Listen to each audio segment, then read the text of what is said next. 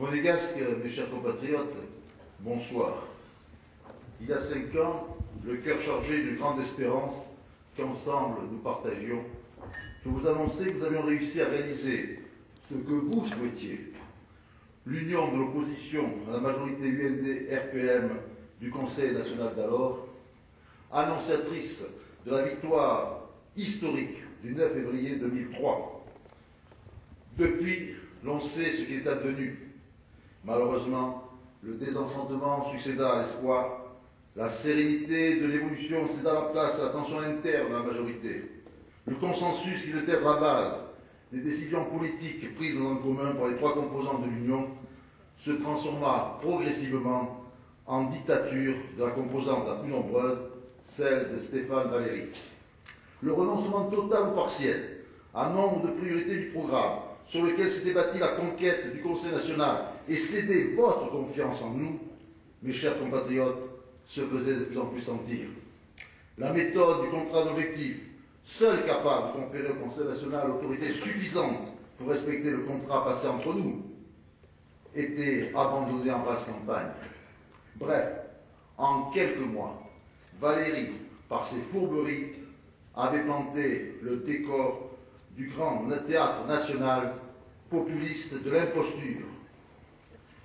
Pouvait-il d'ailleurs en aller autrement, de la part de celui qui, sans doute, manifestant un haut degré de considération pour vous et nous, pour nous tous, monégasques, professe auprès de ceux qui l'approchent de près. En politique, ce qui compte, ce n'est pas ce que l'on fait pour les gens, mais ce que les gens croient qu'on fait pour eux.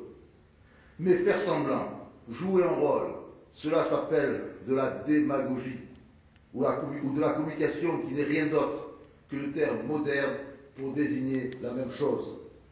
Et la communication, dans le cadre de campagne électorale permanente, voilà bien un domaine dans lequel excelle le chef de file de la majorité sortante du Conseil national. Imposture, démagogie, populisme, comme tu le tiens. Rappelons-nous, mes chers compatriotes, ce qui nous était promis. Jean-Pierre Lécarré, tout à l'heure, vous en a parlé succinctement. J'essaierai, sans vous lasser, je l'espère, être un peu plus expansif. Ce qui nous était promis, dépolitiser la SBM. Il fallait que la grande dame soit enfin tenue à l'écart des turpitudes clientélistes et électoralistes. Tout le monde sait que clientélisme et électoralisme n'ont fait que croître depuis 5 ans à la SBM, jusqu'à passer du stade artisanal au stade industriel. En matière de fonction publique, où sont les organigrammes dynamiques, c'est-à-dire prospectifs et prévisionnels, pour permettre l'instauration de critères objectifs, transparents et impartiaux par catégorie de postes, pour établir définitivement la priorité d'emploi aux nationaux, pour assurer à tous les monégasques l'égalité des chances devant l'accès à l'emploi public, pour mettre fin à l'arbitraire des recrutements à géométrie variable, fondés sur les relations ou le piston. Où est donc le maintien réel du pouvoir d'achat des fonctionnaires et l'amélioration de celui des traitements les plus modestes? N'est-ce pas montrer du dédain pour cette catégorie d'actifs de nos compatriotes que de les gratifier à la veille des élections de 1% d'augmentation pour essayer de faire oublier qu'ils sont précisément les oubliés de notre croissance économique? Hormis le vote de la loi sur le temps partiel dans la fonction publique, pour laquelle je me suis battu personnellement pendant 25 ans à chaque élection, et pour laquelle j'étais co-signataire d'une proposition de loi en 1994, où est donc la réforme du statut des fonctionnaires? Où est la transformation de la prime exceptionnelle du 13e mois en un véritable 13e mois statutairement garanti? Pour nos aînés, où est donc passée l'amélioration de leur qualité de vie? Où est la maison de retraite médicalisée en centre-ville? Où est la restructuration complète du Cap Fleuri? Où sont les chambres individuelles équipées de salles de bain? À ce propos, chers compatriotes, une petite anecdote. Récemment, nos anciens au Cap Fleuri se sont vus offrir des savons de bain, mais ils n'ont pas de baignoire. En matière de priorité d'emploi monégasque, où est la fameuse commission d'application de la priorité nationale présentée comme instrument décisif du respect de la priorité monégasque? en matière de santé? Où est la fameuse politique globale de santé tant annoncée? Dans le domaine de la qualité de la vie, de l'environnement, où est la maîtrise de la circulation automobile?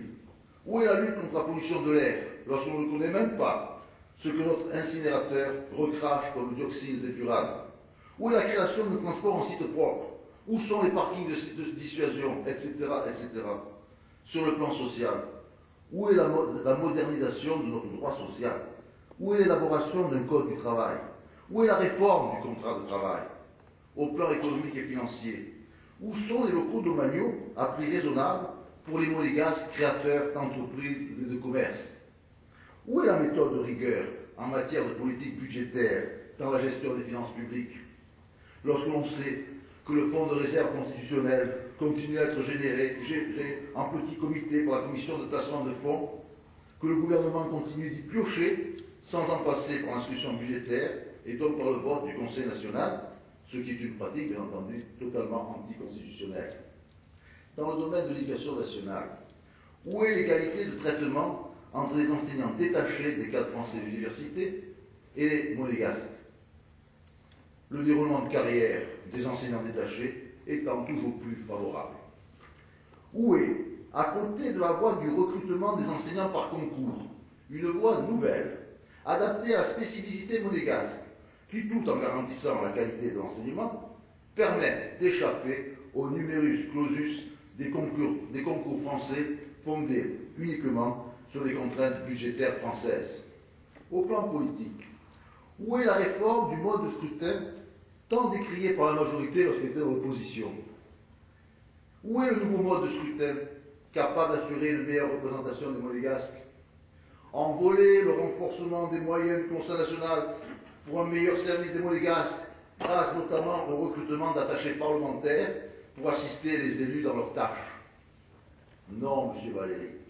Le programme de 2003, que j'ai en partie, vous l'imaginez, rédigé, et même en une grande partie, le programme de 2003 ne comportait ni le quintuplement des indemnités parlementaires du président du Conseil national, ni la mise à sa disposition d'un cabinet de collaborateurs direct dirigé par un directeur de cabinet, ni encore moins l'embauche, toujours aux frais du Conseil national, d'une sorte de gourou en guise de directeur des ressources humaines au service exclusif du président. Non, M. Valéry, nous n'étions pas signataires en 2003 d'un programme qui assurait ce que vous avez fait, la professionnalisation du poste de président du Conseil national pour faire d'une institution au service de tous les monégasques un instrument de pouvoir personnel. Imposture, quand il le tient. Mais à cette heure tardive, et bien que je ne sois pas exhaustive, arrêtons cette liste de promesses non tenues. Ah, je n'ai pas parlé de logement, qualifié en 2003 de priorité nationale. À ce sujet, certains me disent en lui.